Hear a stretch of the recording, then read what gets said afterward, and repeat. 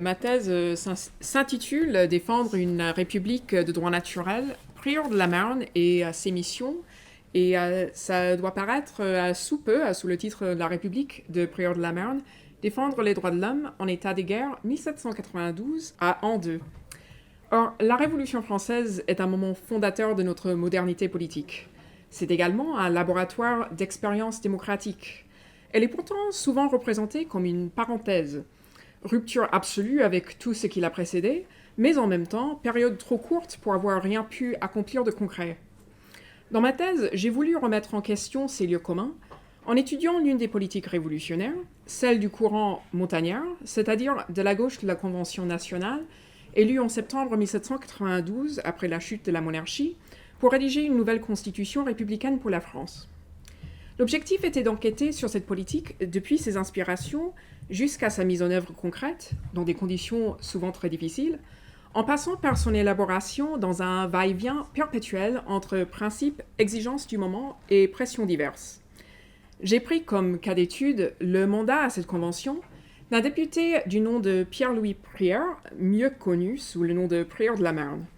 Membre du Grand Comité de salut public, Prieur a souvent été envoyé comme représentant en mission, s'assurer de l'application de la loi dans les départements ou aux armées.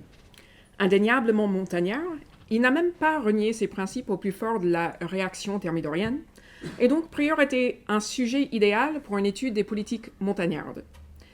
Quels ont été les résultats de cette étude ? D'abord, j'ai pu démontrer que la politique de Prieur puise dans des traditions antérieures, et notamment celle des républicanismes et du droit naturel, socle des droits de l'homme.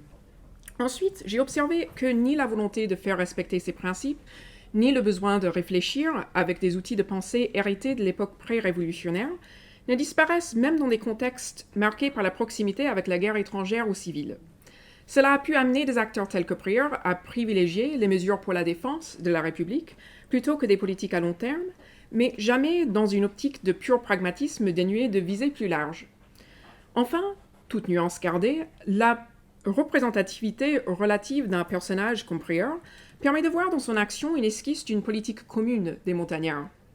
Il s'agit d'une politique qui n'a pas reculé devant la répression des contre-révolutionnaires et qui n'est pas sans ambiguïté, notamment sur les questions religieuses ou celles des droits politiques des femmes, par exemple, mais qui a en même temps encouragé des pratiques démocratiques, mis en place des mesures sociales, y compris relatives aux droits des travailleurs, cherché à rendre l'instruction publique accessible à tous, ou encore combattu le lobby des colons esclavagistes.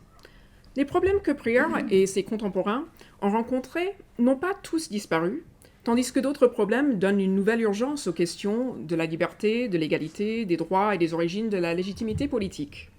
Si l'on souhaite vivre dans une république et un monde réellement démocratique, où les droits de toutes et de tous sont respectés, la carrière de personnages comme Prieur a encore des choses à nous apprendre. Je vous remercie et merci aux éditions L'Harmattan.